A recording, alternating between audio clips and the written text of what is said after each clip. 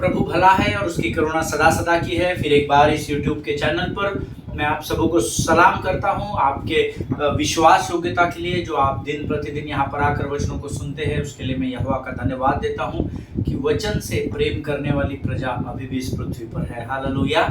वचन से प्रेम करना अर्थात परमेश्वर से प्रेम करना, और हम सब परमेश्वर से प्रेम करते हैं, ऐसा मैं विश्वास करता हूं।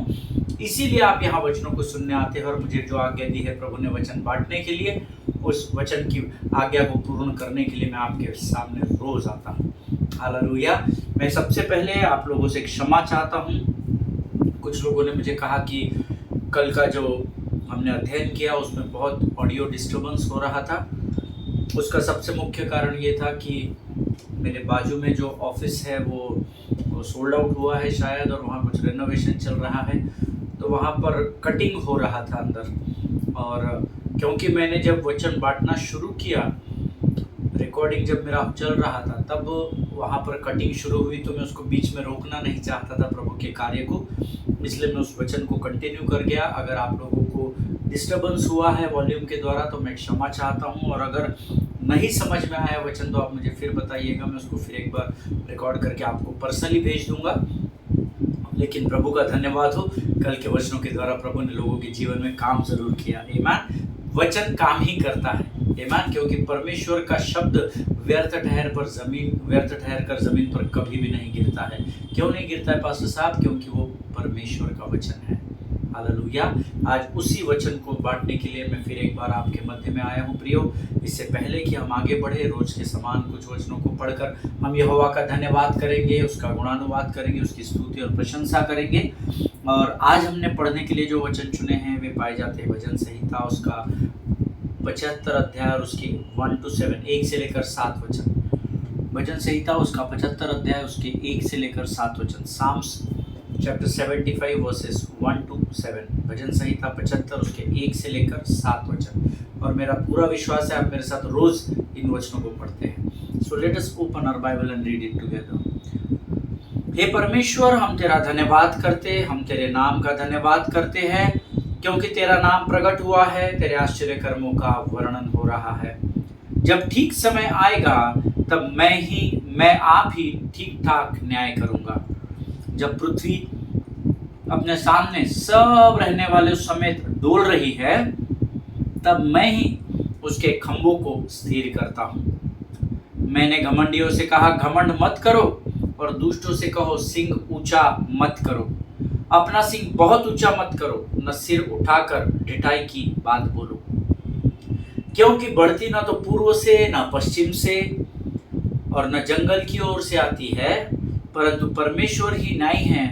वह एक को घटाता और दूसरे को बढ़ाता है। हालेलुया। प्रभु इन पढ़े हुए वचनों पर हम में से प्रत्येक को आशीष दे। आप लोगों ने जितने वचन पढ़ा, प्रभु आपके ऊपर बड़ी कृपा को उंडेले। हे परमेश्वर, हम तेरा धन्यवाद करते हैं। ऐसा दाऊद कॉन्फिडेंस से लिख रहा है, क्योंकि दाऊद परमेश्वर का भजन करता है, उसकी आराधना करता है, उसका धन्यवाद करता है। हम तेरे नाम का धन्यवाद करते हैं, क्योंकि तेरा नाम प्रकट हुआ है और तेरे आश्चर्य कर्मों का वर्णन हो रहा है। आप में से कितने लोग हैं जो दिन प्रतिदिन यहोवा का धन्यवाद करते हैं?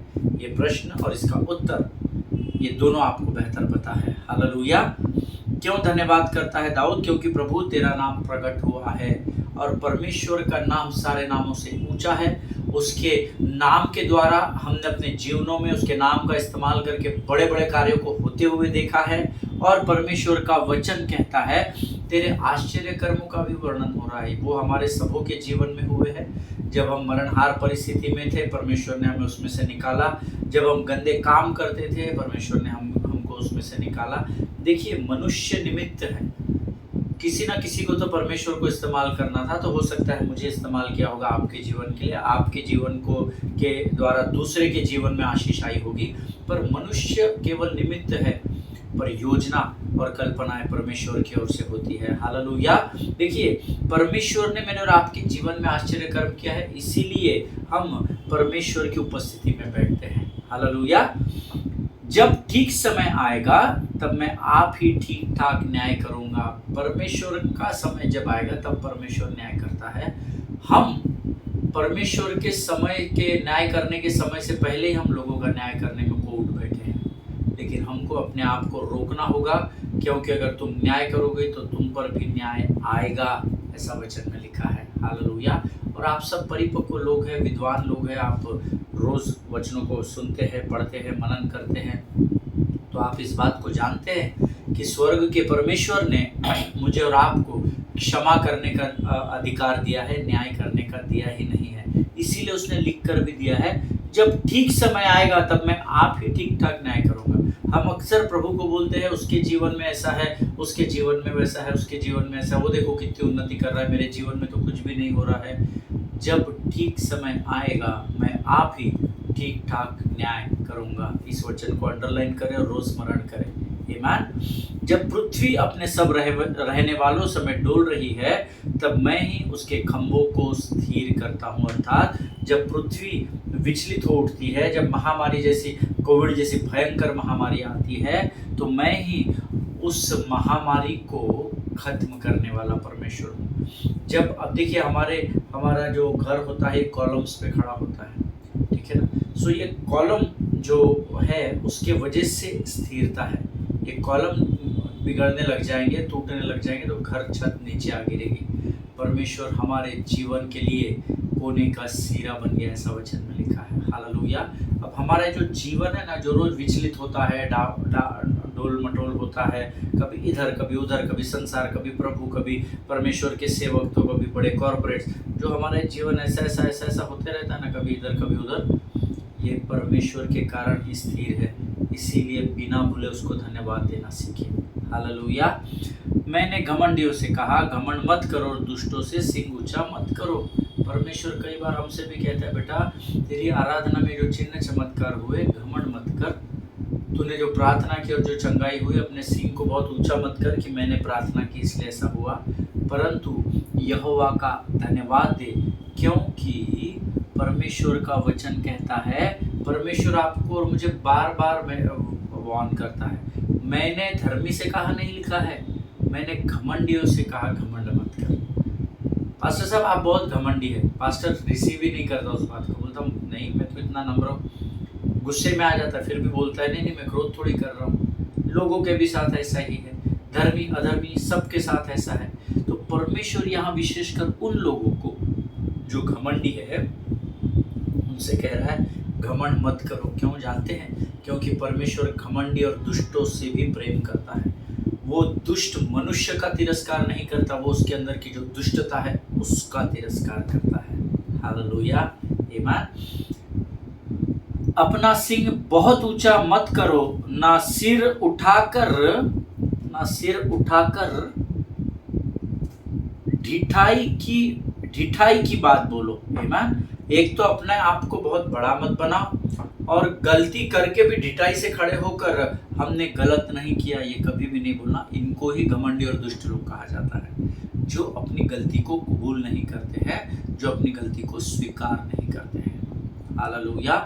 इसीलिए बाइबल में लिखा है, धन्य है वे जो नम्र है, क्योंकि वे ही पृथ्वी पर अधिकार करेंगे। दुष्ट और घमंडियों के बारे में नहीं लिखा है। धन्य है वे जो मन के दीन हैं, क्योंकि वे स्वर्ग के वारिस होंगे। हालेलुया। इसीलिए नम्रता और दीनता में बने रहे। क्रोध सभी को आता है, पर उस पर नियंत्रण करना सीखे। हालेलुया। क्योंकि बढ़ती ना तो पूर्व से, ना पश्चिम से, और ना जंगल की ओर से आती है। अगर आप ये सोचेंगे कि आपका घमंड, आपकी ढिठाई, आपका हठीलापन अगर आपको ऊंचाई पर लेकर जाएगा, तो नहीं। आपकी बढ़ती आपके एटीट्यूड की वजह से होगी, तो बिल्कुल नहीं। परमेश्वर को एटीट्यूड वगैरह नहीं चलता है। हालेलुया। परमेश्वर नम्र लोगों को धन्य कहता है। परमेश्वर आत्मा और सच्चाई से आराधना करने वालों को खोज रहा है। हालेलुया। ये ढिठाई, ये हठीलापन, ये प्रभु के राज्य में नहीं चलता। अगर आप सोच रहे हैं आपके धन, आपके घमंड, इसके कारण अगर आपकी बढ़ती हो रही है, तो नहीं। क्योंकि परमेश्वर क्या कहता है 6वें वचन में, क्योंकि बढ़ती ना तो पूर्व से, ना तो पश्चिम से, और ना जंगल की ओर से आती है, परंतु 7वां वचन, परमेश्वर न्यायी है। वही है जो एक को घटाता है और दूसरे को बढ़ाता है। हालेलुया। सो परमेश्वर के शरण में रहना सीखें, परमेश्वर के सामने अपना समर्पण करना सीखे। मैं आपको गारंटी देता हूँ, जब आप प्रभु के सामने नम्र और दीन बनकर अपने जीवन को बिताएंगे, परमेश्वर आपको महिमा से महिमा की ओर लेकर जाएगा। हालेलुया। परमेश्वर इन वचनों को समझने में आपकी सहायता और मदद करे। ये समय है जब हम इन वचनों के पढ़े जाने के लिए जो सामर्थ हमने पाई, उसके लिए यहोवा का धन्यवाद करें। और जो आने वाले वचन हैं जिसके द्वारा प्रभु अभी हमसे बातचीत करने पर है, उसके लिए हम प्रभु के सामने अपना समर्पण करें। आइए इस समय हम अपने सिरों को झुकाएं, आंखों को बंद करें और प्रार्थना करें। Thank you Jesus.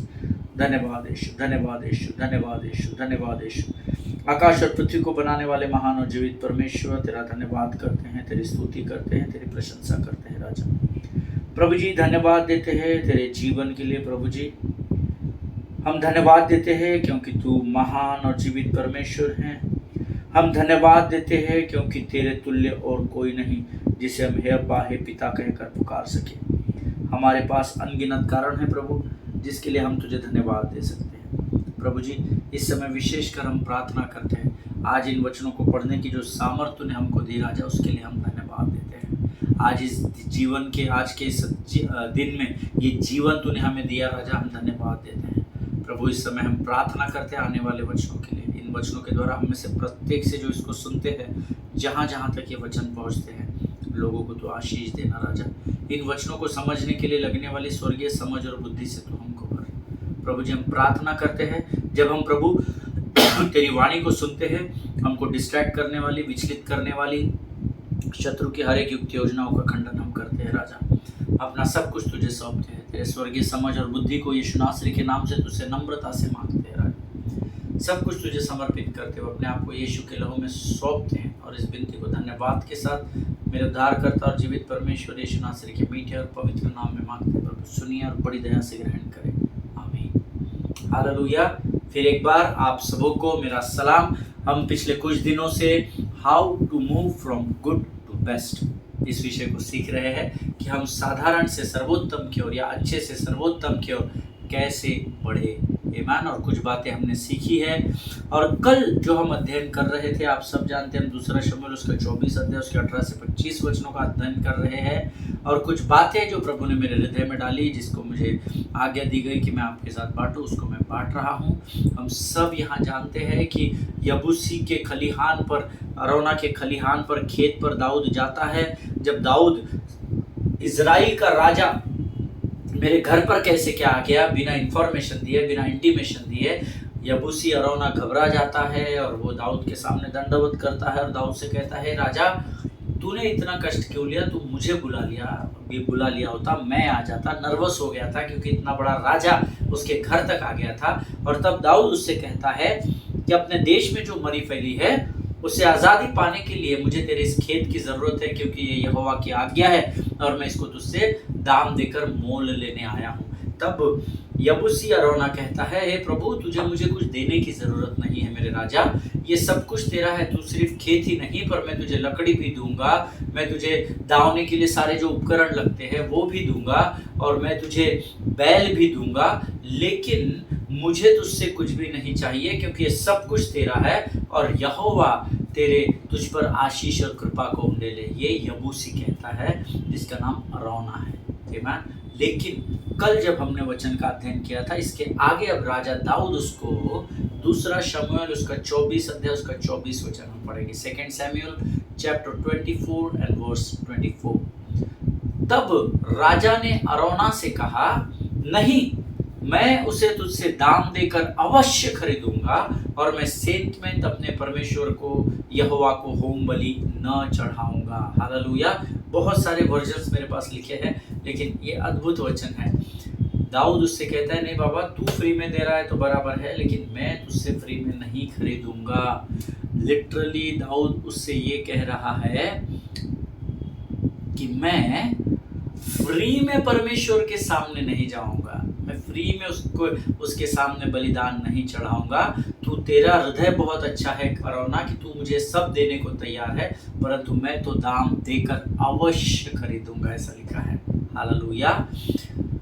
देखिए परमेश्वर के हम पर बहुत उपकार है, अपनी भलाई को उसने हमेशा प्रकट किया है और परमेश्वर अलग अलग बातों के द्वारा हमारे जीवन में दिन प्रतिदिन कार्य करता है। हम सब इन बातों को जानते हैं। परमेश्वर ने हमारे जीवन में बहुत काम किए हैं, लेकिन क्या हमने उसके अनुसार उसके राज्य में उंडेला है? क्या हमने अपने समय का बलिदान दिया है? क्या हमने अपने उठाने की भेंट दशमांश के द्वारा उसके राज्य में बलिदान किया है? क्या हमने अपने टैलेंट्स को, अपने गिफ्ट्स को उसके राज्य में देकर बलिदान किया है? क्या हम बेहतर जानते हैं।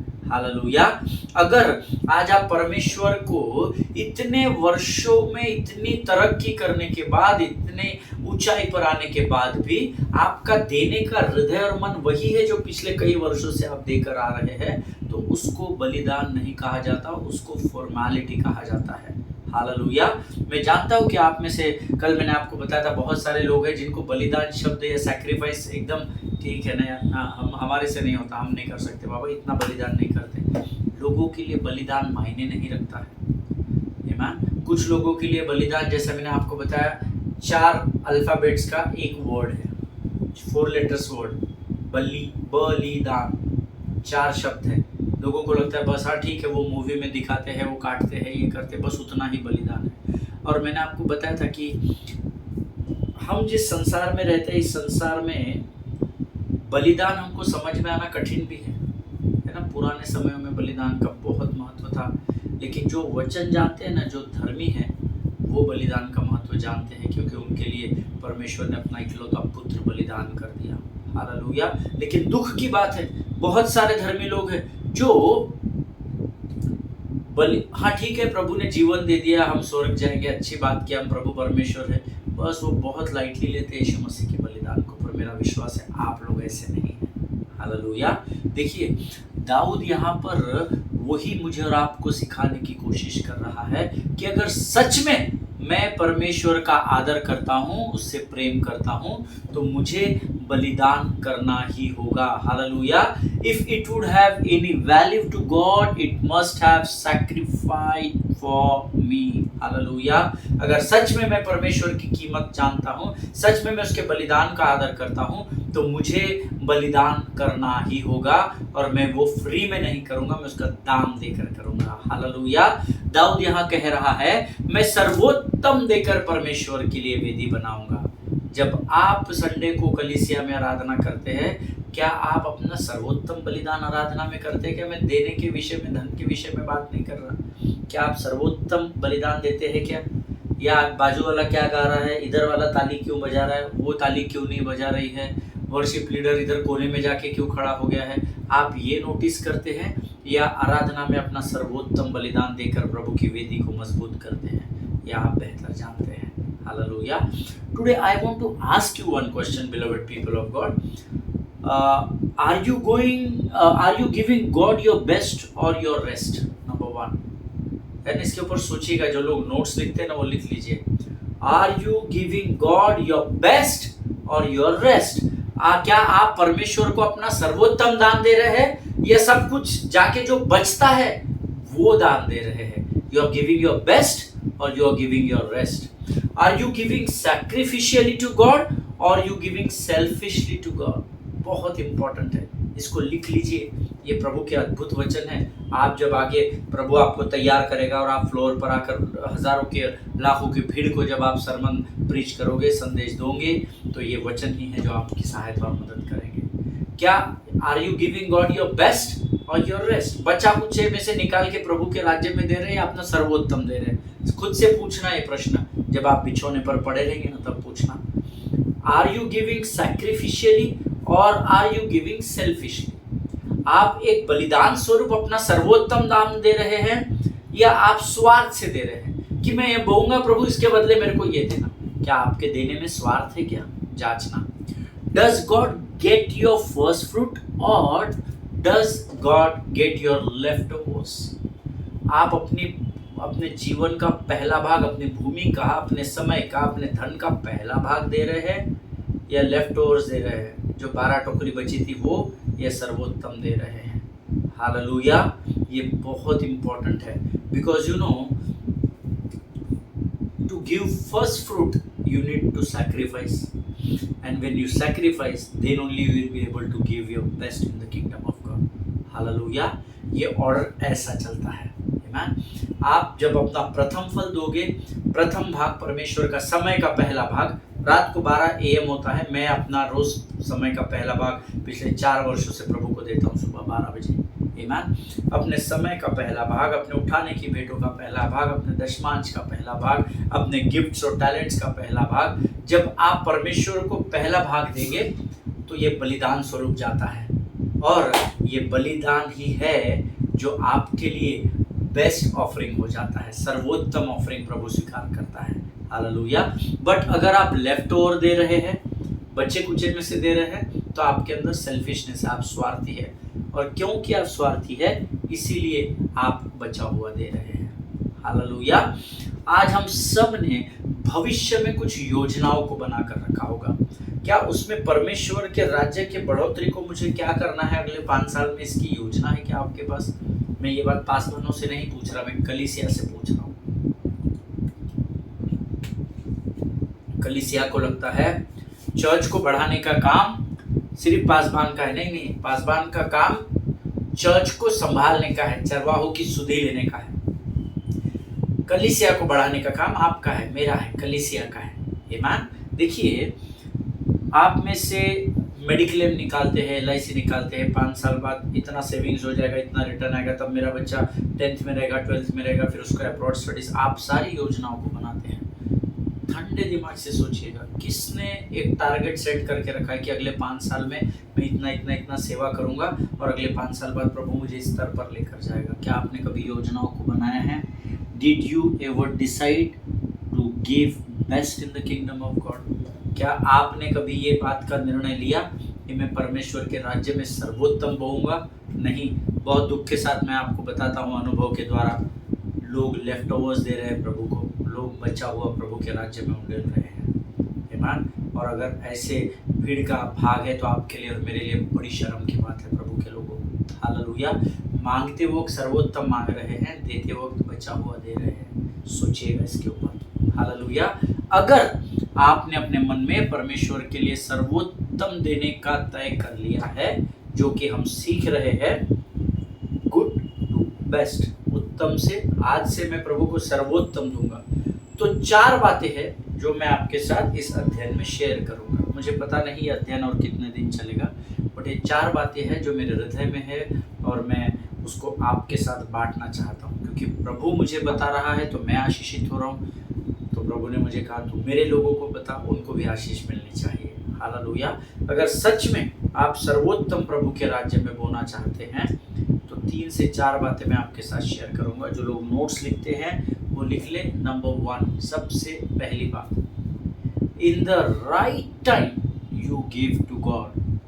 आमीन। In the right time learn to give to God. आमीन। इसको आप आपके नोट्स में लिख लीजिए। सही समय में परमेश्वर के राज्य में बोना सीखें। अपने अनुसार नहीं, अपनी इच्छा के अनुसार नहीं, अपने इमोशंस के अनुसार नहीं, परंतु सही समय में जब मैं और आप बोते हैं तो सही समय में मैं और आप काटते भी हैं। हालेलुया। अगर किसान गलत सीजन में गलत बीज को बोएगा तो खत्म हो जाएगा, डूब जाएगा, बर्बाद हो जाएगा, बैंकरप्ट हो जाएगा। इसलिए उसको मौसम की और सीजन की प्रतीक्षा करनी पड़ती है ना। वो सीजन के लिए, ऋतुओं के लिए सही ऋतु में सही का। अब जिस सीजन में कपास लगाना ही नहीं है, उस सीजन में अगर आप कॉटन के बीजों को बोएंगे, कॉटन फेल हो जाएगा, आएगा ही, आपका नुकसान हो जाएगा। That is what I said. The first thing which I want to share with you, if you really want to move from good to best, then the very first thing, write it down. In the right time, learn to give to God. सही समय में परमेश्वर की और हाथों को बढ़ाना सीखें।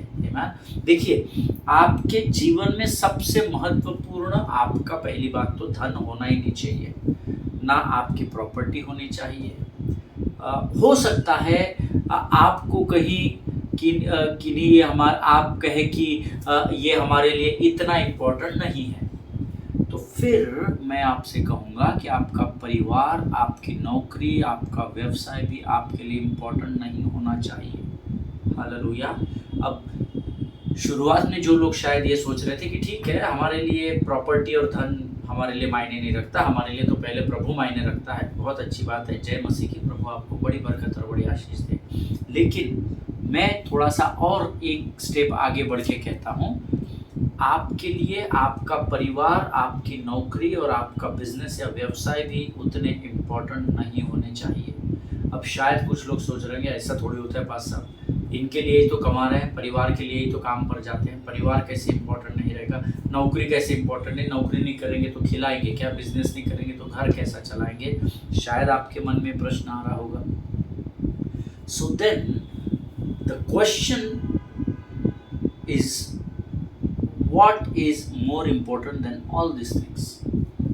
अगर मेरे नौकरी भी इम्पोर्टेंट नहीं है, बच्चे भी इम्पोर्टेंट नहीं है, व्यवसाय भी इम्पोर्टेंट नहीं है, मेरा धन, मेरी प्रॉपर्टी कुछ भी इम्पोर्टेंट नहीं है, तो फिर इम्पोर्टेंट क्या है? अब ये प्रश्न आप सामने होते और मैं आपसे पूछता तो मेरी पूरी गारंटी आप में से कुछ लोग कहते प्रभु प्रभु प्रभु इम्पोर्टेंट है, सबसे पहले यहोवा इम्पोर्टेंट है। धार्मिक नहीं, प्रैक्टिकल उत्तर। अगर आपको मैंने जो बातें कही कि आपका धन, आपकी प्रॉपर्टी, आपका परिवार, आपकी नौकरी, आपका व्यवसाय, ये आपके लिए इम्पोर्टेंट नहीं होने चाहिए, तो आप ही बताइए पास्टर साहब फिर क्या इम्पोर्टेंट होना चाहिए? So write it down, your most valuable position after God is your time. Hallelujah. Time management is very important in life. कई लोगों के समय निकल गया और अब वो पछता रहे हैं। Time management is very important. So for me, according to this study, if you want to move from good to best, number one, learn to value your time. अपने समय को कीमत देना सीखे। पड़े हैं बिस्तर में 12 बजे तक, अपने हिसाब से उठ रहे हैं, अरे बस साहब मैं रात को 4 बजे सोया, तो क्या पापा ने आके बोला था, मम्मी ने आके बोला था बेटा इंस्टाग्राम व्हाट्सएप में जब तक नींद नहीं आती तब तक लगा रहे, नींद आएगी तो सो जाना? नहीं नहीं नहीं नहीं, ये आपका निर्णय था, इसीलिए आपने अपना समय खो दिया। और क्योंकि आपने शैतान को अनुमति दी, इसलिए शैतान आपके समय को चुरा कर निकल गया। Hallelujah. So your most valuable possession is your time. And why is it so valuable? Because you cannot make it by yourself. Hallelujah. लिख लीजिए, समय बलवान क्यों है? क्योंकि आप समय को बना बिगाड़ नहीं सकते, समय को आगे नहीं बढ़ा सकते और रोक कर भी नहीं रख सकते। Hallelujah. That is what I always teach my church. मैं हमेशा अपने चर्च में इस बात को सिखाता हूँ कि यहोवा के बाद अगर सबसे महत्वपूर्ण कुछ है तो वो समय है, क्योंकि वो किसी के लिए नहीं रुकता। हालेलुया। सो अगर आप उत्तम से सर्वोत्तम की ओर बढ़ना चाहते हैं तो अपने समय को कीमत देना सीखे, उसकी वैल्यू करना सीखे। So your most valuable possession must be your time, क्योंकि आप उसको बना नहीं सकते खुद के समय, खुद की बुद्धि, बल, ज्ञान, ताकत से आप समय को बना नहीं सकते। बाकी सब कुछ पर आपका नियंत्रण हो सकता है इस पृथ्वी में, लेकिन समय आपके हाथ में नहीं होता है। प्रभु के लोगों, समय मूल्यवान है, अवसर बहुमूल्य है, ऐसा वचन में लिखा है। आमीन। सो समय बहुत इंपॉर्टेंट है अगर आप उत्तम से सर्वोत्तम की ओर बढ़ना चाहते हैं। सब कुछ इस पृथ्वी पर मनुष्य के द्वारा, रोबोट्स के द्वारा, साइंटिस्ट के द्वारा, डॉक्टर्स के द्वारा नियंत्रण किया जा सकता है, पर कोई भी पृथ्वी पर ऐसा नहीं जो समय को अपने नियंत्रण में ले सके, क्योंकि समय मेरे और आपके हाथों में नहीं होता, क्योंकि आप उसको खरीद नहीं सकते, आप उसको फैब्रिकेट नहीं कर सकते, फैब्रिकेशन निर्माण नहीं कर सकते, आप समय को बना नहीं सकते, आप ये भी पता नहीं लगा सकते कि कल के दिन में, कल के आने वाले समय में कितने लोग प्रवेश करेंगे। Hallelujah. So time is, you can not manipulate with time. आप समय के साथ तोड़ मरोड़ नहीं कर सकते, इसीलिए समय को इम्पोर्टेंस देना सीखना बहुत ज़रूरी है। हालेलुया। अक्सर हर समय की कीमत समझने में हम चूक कर जाते हैं। हम समय को बहुत लाइटली लेते हैं। जहाँ हमने होना चाहिए, जिस समय होना चाहिए उस समय हम उस स्थान पर नहीं होते। गलत समय अक्सर हम गलत स्थान में और गलत समय में होते हैं, जिसका कई बार आपने और जिसका कई बार मैंने भुगतान कर चुका है। Hallelujah.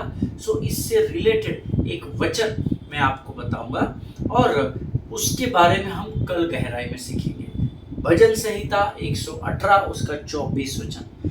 This should be your, आपका ये हृदय का रटा हुआ वचन होना चाहिए।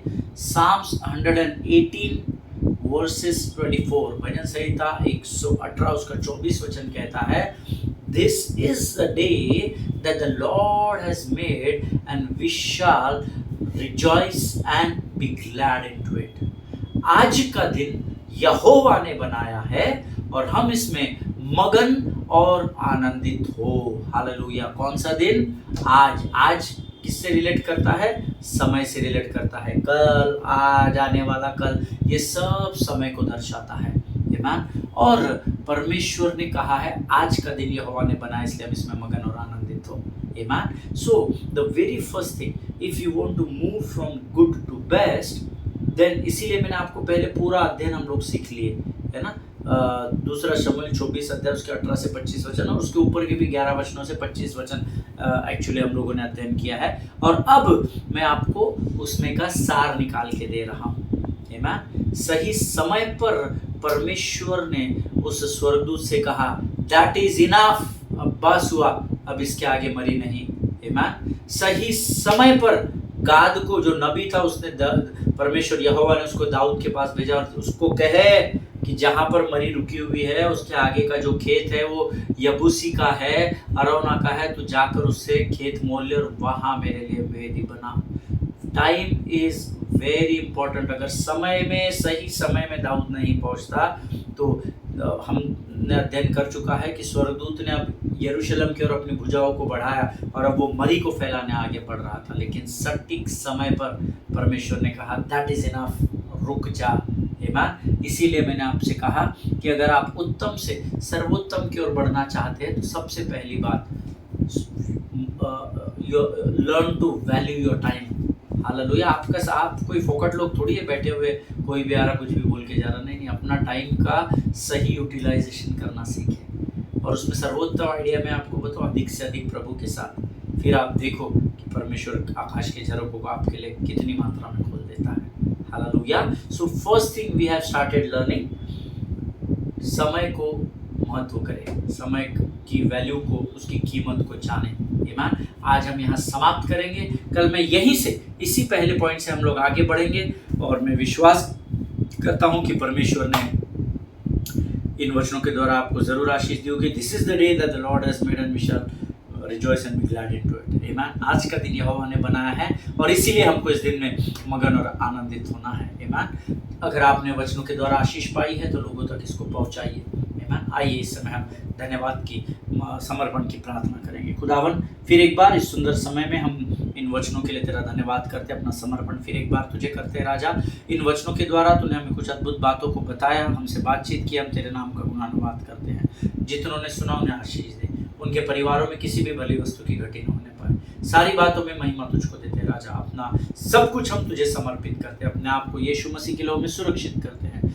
और इस विनती को धन्यवाद के साथ यीशु नासरी के मीठे और पवित्र नाम में मांगते हैं। सुन और बड़ी दया से ग्रहण कर। आमीन। हालेलुया। परमेश्वर आप सबों को बड़ी बरकत और बड़ी आशीष दे। इजराइल के लिए प्रार्थना करें, भारत देश के लिए प्रार्थना करें। 20 नवंबर को महाराष्ट्र में विधानसभा के इलेक्शन है, उसके लिए प्रार्थना करें। अपने पासवानों के लिए, उनके परिवारों के लिए जरूर प्रार्थना करें और जितने बीमारों की या किसी भी प्रकार की प्रार्थना की विनती आपके पास आती है उनके लिए समय निकाल कर प्रार्थना करें। सभी को जय मसीह की। God bless you all.